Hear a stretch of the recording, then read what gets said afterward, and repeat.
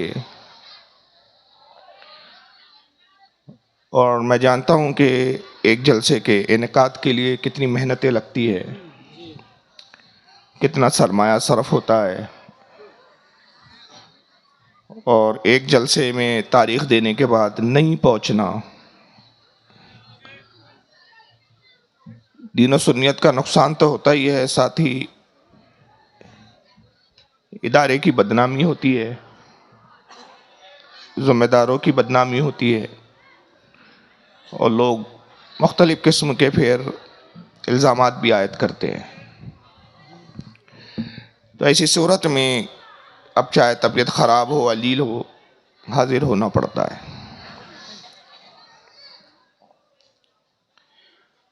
और फिर सोने पे सुहागा ये कि तबीयत तो ख़राब थी, बुखार वगैरह था मुझे,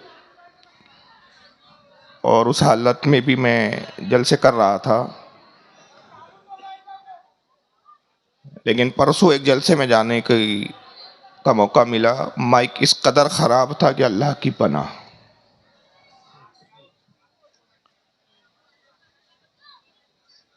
हालांकि मेरी आदत नहीं है कि मैं शिकायतें करूं, लेकिन तंजीम वालों की कुछ नादानी की सबब से भुगतना मुझे पड़ता है। सुन्नियों में अक्ल की इतनी कमी नज़र आती है मुझे कि कभी कभी रोना आता है और कभी कभी दिल चाहता है कि दीवार से सर पटकना, कि दुनिया कहाँ जा रही है और सुन्नी जहालत के दिन ब दिन अंधेरों में और गर्क होता जा रहा है। बजाय इसके कि तरक्की के साथ, अक्ल आगाही के साथ आगे बढ़े, और पिछड़ता जा रहा है। यही वजह है कि एक तल्ख हकीकत है कि जब तक हमारे यहाँ जाहिल होते हैं सुन्नी बने रहते हैं, नारे लगाते रहते हैं, मगर जब पढ़ लिख लेते हैं तो बदअकीदा और वहाबी बन जाते हैं। सबब यही है कि हमारे सुन्नियों में शऊर की बहुत कमी है। और वही हुआ कि परसों के दिन जलसा रखा, माइक तो खराब था ही,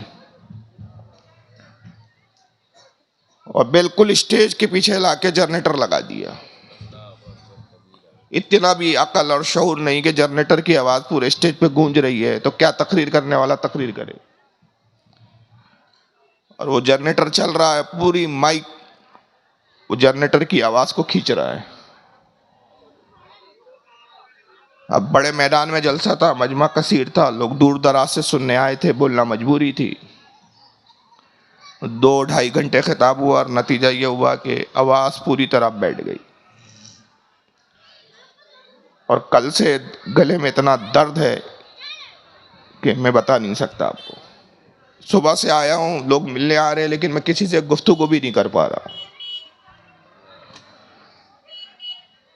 बहुत मुमकिन है कि कुछ लोग शायद ये ख्याल करके गए होंगे कि यार ये बड़े मुतकब्बिर और तकब्बुर वाले मौलवी साहब लगते हैं।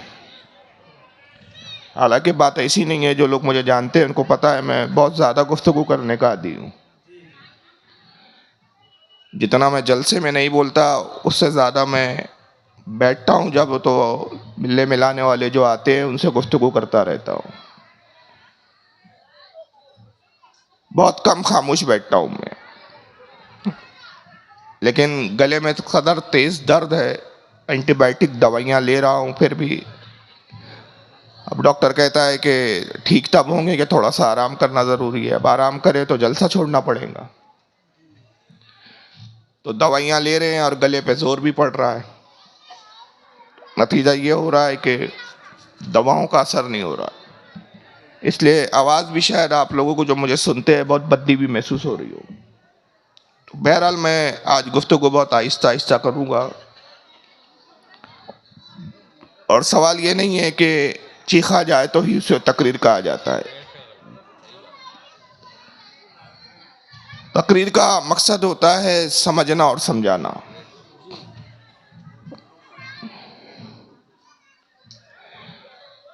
आज की इस बज़्म का जो उन्वान खिताबत मुझे दिया गया है वो है अकायद अहले सुन्नत।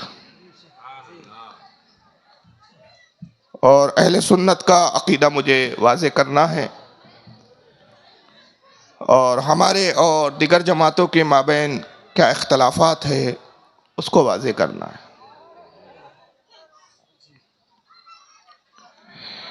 ये एक हकीकत है, इससे कोई इनकार नहीं कर सकता कि इस वक्त मुसलमानों में बहुत सारे तबके और फिरके हैं।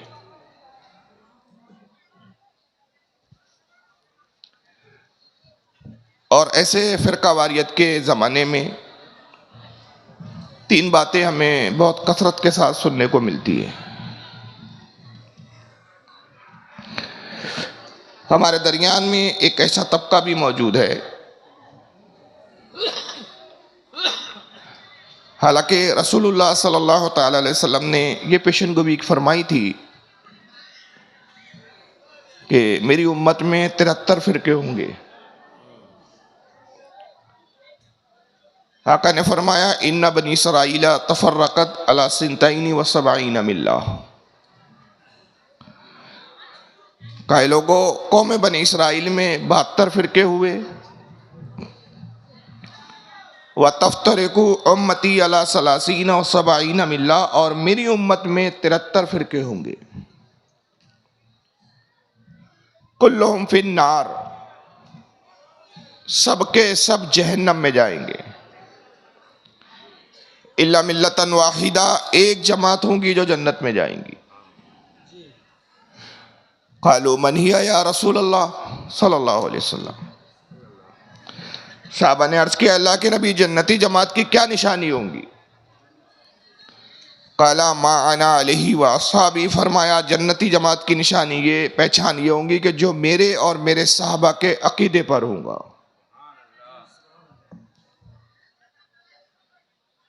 हक जमात की ये निशानी बताई कि उसका अकीदा रसूलुल्लाह के अकीदे के मुताबिक हो, साहबा इकराम के अकीदे के मुताबिक हो। और नबी की पेशनगोई के तहत इस उम्मत में 73 फिरके होंगे। कुछ फिरके हो चुके हैं, कुछ होना बाकी है, और कयामत के आने तक ये 73 फिरके हो चुके होंगे। हर फिरका अपने एक अलग अलग नाम से नामजद है, अपने एक मखसूस नाम से पहचाना जाता है। कोई अपने आप को देवबंदी कहता है, कोई अपने आप को शिया कहता है, कोई अपने आप को अहले हदीस कहता है, कोई अपने आप को कादियानी कहता है, कोई अपने आप को जमात इस्लामी से बताता है, और कोई बरेलवी कहता है अपने आप को। लेकिन हर फिरके का दावा है कि जन्नती वही है। और जब सवाल किया जाए कि आपके जन्नती होने की पहचान निशानी क्या है, तो वो यही कहता है कि मैं ही अकीदे रसूल पर और अकीदे सहाबा पर हूं। हम अहले सुन्नत व जमात भी यही दावा करते हैं। हमारा असल नाम अहले सुन्नत व जमात है, लेकिन चूंकि इस सदी में हम अपनी जमात का सबसे बड़ा आलिम, सबसे बड़ा मुहक्किक, सबसे बड़ा मुफ्ती, सबसे बड़ा फाजिल, इस सदी का गुज़िश्ता सदी का मुजद्दिद तस्लीम करते हैं, जिससे हमारी मुराद इमाम अहमद रज़ा मुहद्दिस बरेलवी रज़ी अल्लाह ताला अन्हु है। और चूंकि उनका ताल्लुक बरेली से है, लोग उनकी निस्बत लगाते हुए हमें बरेलवी कह देते हैं। हालांकि हकीकत यह है कि हम बरेलवी नहीं है, हम अहले सुन्नत व जमात है। अगरचे हमें चिढ़ाने के लिए बरेलवी कहा जाता है, तंज में हमें बरेलवी कहा जाता है, लेकिन तब भी हम इसको बुरा नहीं मानते, इसलिए कि हम जानते हैं कि अगर तुम बरेलवी कह रहे हो तो निस्बत तुमने हमारी आला हजरत की तरफ की है, और आला हजरत का जन्नती होना हम यकीन रखते हैं कि आला हजरत जन्नत में जाएंगे और हमें भी जन्नत में ले जाएंगे। तो इसलिए हम इसे बुरा नहीं मानते। लेकिन हकीकत तो यही है कि हम बरेलवी नहीं है। हमने बारहा हर जमात को दावत दी कि हमारा वही अकीदा है जो 1400 साल पुराना रसूल और साहबा का अकीदा है। तवस्सुल के साथ मुतस्सिल मुसलसल वही अकीदा हमारा चला आ रहा है जो अकीदा रसूलुल्लाह ने साहबा के दरमियान में राइज किया। लेकिन उसके बावजूद भी हमें बरेलवी कहा जाता है। लेकिन एक तबका इसमें और पैदा हो गया, हालांकि हुजूर ने कहा 73 होंगे, लेकिन पता नहीं ये अपने आप को 74वां समझता है। इसको रसूल की हदीस पर भी यकीन नहीं, और वो एक 74वां जो तबका पैदा हुआ है हमारे यहां, जो अपने आप को बहुत काबिल, पढ़ा लिखा, लिटरेट कहता है, वो 3 बातें कहता है। मगर वो 3 बातें कहता जरूर है, लेकिन जब गहराई में आप जाएंगे तो तीनों बातों को मानता जरूर नहीं है। जबानी कहता है लेकिन खुद उसका उन बातों पे अमल नहीं है। वो 74वां तबका ये कहता है कि पहली बात ये कि किसी को बुरा नहीं कहना चाहिए। फिरका वारियत की बात मत कीजिए। ये क्या है कि आप देवबंदी कहते हैं अपने आप को, बरेलवी कहते हो, शिया कहते हो, कादियानी कहते हो, चकड़ालवी कहते हो, नेचरी कहते हो, जमात इस्लामी से बताते हो, तबलीगी जमात का कहते हो।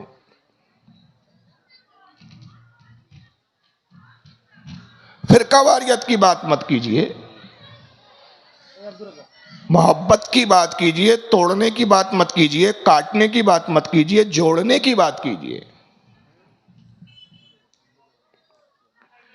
कहने और सुनने में ये नारा बहुत अच्छा लगता है, सुनने में अच्छा लगता है कि बात तो सही है।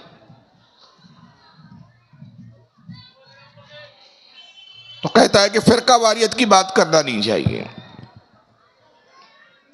और ये क्या कि अक्सर जो बरेलवी तबके के उलमा आते हैं वो हमेशा फिरका वारियत की बात करते हैं, एक दूसरे को काफिर कहते हैं, ये काफिर, वो काफिर, ये काफिर, बस अपने आप को ही जन्नती बताते हैं। तो क्या जन्नत का आपने ठेका ले रखा है? ये तो कयामत के दिन पता चलेगा कौन जन्नत में जाएगा, कौन दोजख में जाएगा। आप कौन होते किसी को जहन्नमी और दोजखी कहने वाले? आप कौन होते किसी को काफिर कहने वाले? ये पहली बात कहता है वो। दूसरी बात वही तबका ये कहता है कि ना हम वहाबी हैं, ना सुन्नी हैं, ना शिया है, ना कादियानी, हम सिर्फ मुसलमान हैं। हम किसी फिरके से ताल्लुक नहीं रखते, हम किसी को गलत नहीं कहते, हम इस फिरका वारियत के लफड़े में और चक्कर में नहीं पड़ते। क्या रसूलुल्लाह सल्लल्लाहु अलैहि वसल्लम ने और सहाबा इकराम ने अपने आप को सुन्नी कहा, देवबंदी कहा, कादियानी कहा, शिया कहा? रसूल और सहाबा अपने आप को मोमिन और मुसलमान कहते थे। बस हम मुसलमान हैं, हमारा किसी फिरके से ताल्लुक नहीं। और तीसरी बात वही तबका ये कहता है कि साहब इस वक्त मुसलमानों के हालात देखिए, मुसलमान कितनी परेशानियों से गुजर रहे हैं, कितना जुल्म सितम हो रहा है मुसलमानों पर। जगह जगह मुसलमानों को मारा जा रहा है, पीटा जा रहा है, मॉब लिंचिंग हो रही है, कत्लेआम हो रहा है मुसलमानों का। दुनिया का हर मजहब, दुनिया का हर तबका चाहता है कि मुसलमानों को निस्व नाबूद कर दे। ऐसी सूरत में आपने तो इत्तेहाद की बात करनी चाहिए, तफरीक की बात नहीं करनी चाहिए। देखते नहीं कि जब गोली चलती है तो गोली ये नहीं देखती कि सामने देवबंदी है कि सुन्नी है, गोली टोपी देखती है, गोली दाढ़ी देखती है, गोली नाम देखती है। गोली चलाने वाला जालिम और दुश्मन इस्लाम, जब गोली चलाता है तो देखता है कि सामने वाला मुसलमान है, वो पूछता नहीं गोली चलाने से पहले कि तू सुन्नी है कि देवबंदी है। जब वो नहीं देखता तो तुम क्यों देखते रहते हो कि कौन सुन्नी है और कौन देवबंदी है, कौन वहाबी है, कौन अहले हदीस है। इसलिए जनाब, जोड़ने की बात कीजिए, तोड़ने की बात मत कीजिए। ये वो तीन बातें हैं जो सुनने में दिल को लुभाने वाली लगती है, सुनने में अच्छी लगती है, लेकिन क्या हकीकत यही है? और इस जमाने में इन बातों को सबसे ज्यादा जो आम कर रहा है, इन बातों को जो सबसे ज्यादा लोगों के सामने पेश करता है, वो एक शख्स है जिसका नाम है मौलवी तारिक जमील। और अगर स्क्रीन पे आपको दिख रहा हो तो उसकी शक्ल देख ले आप। अब ये स्क्रीन भी ऐसा लगा है कि स्टेज वालों को कुछ नहीं दिखना है। यही यही अक्ल की कमी है जो मैं पहले कह रहा था। यही सुन्नियों में शऊर की कमी है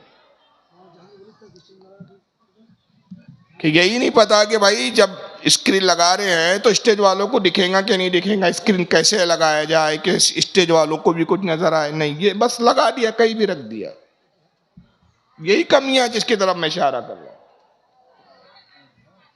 चलिए, आपको दिख रहा है, अच्छी बात है। यही बात जो मैंने कहा और जो लोग कहते हैं उनकी बातों को नकल किया तारिक जमील साहब बड़े ड्रामाई अंदाज में कहते हैं। जरा सुनिए उनको पहले। नहीं दिख रहा? इधर दिख रहा है, एक ही स्क्रीन पे दिख रहा हूं। इधर दिख रहा है क्या? इधर भी नहीं दिख रहा? अरे क्या प्रॉब्लम है? छोड़ो।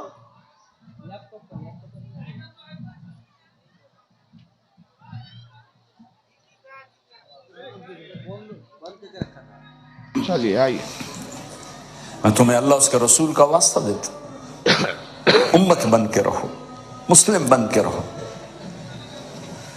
कोई गुंजाइश नहीं, अपने अपने अकीदे पर पक्के रहो, दूसरे के लिए गुंजाइश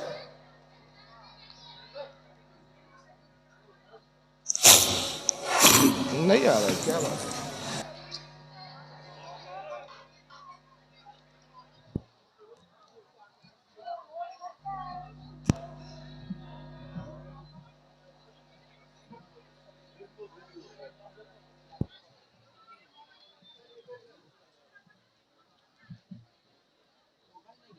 लगाया ऐसा कि मुझे भी नहीं दिख रहा है, क्या नहीं आ रहा है?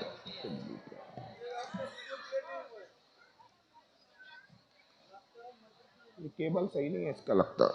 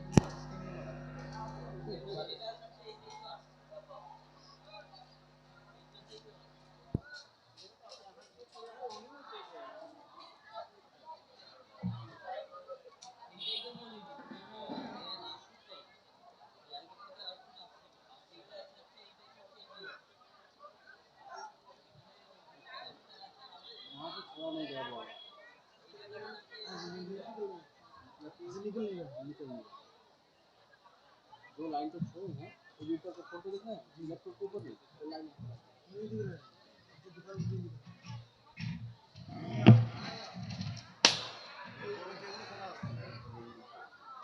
वो दिक्कत हैंग हो जा रहा है, बाकी आ रहा नहीं है कुछ। दूसरा केबल नहीं है क्या? केबल चेंज करके देखो।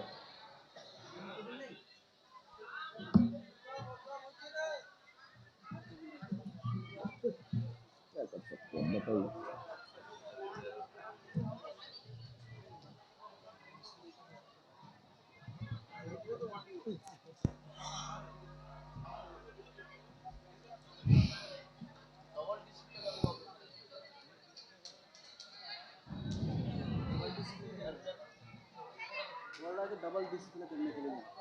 यहाँ से किया ना, डबल पे ही दिखा रहा है वो, ले रहा नहीं है वहां से, केबल में प्रॉब्लम है, यहाँ से लिया हुआ है डबल डुप्लीकेट।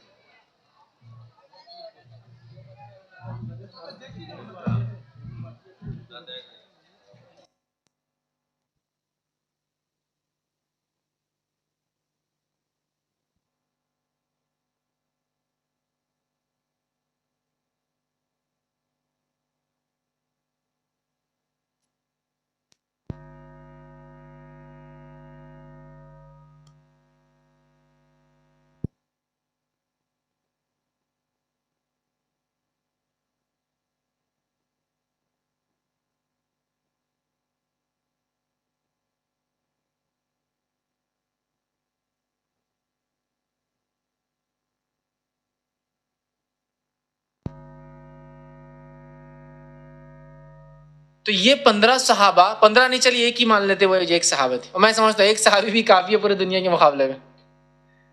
एक वली अल्लाह जब पूरे हिंदुस्तान को कर सकते ही, बशरफ ईमान के एक सलाम का तो 90 लाख और एक सलाम में 90 लाख, तो एक सहाबी तो 90 करोड़ और 90 करोड़ की ताकत रखता है। और एक नबी तो खाली ऐसा देख ले तो जितनी दुनिया तक इंसान ईमान में आ जाना चाहिए। लेकिन अफसोस अबू जहल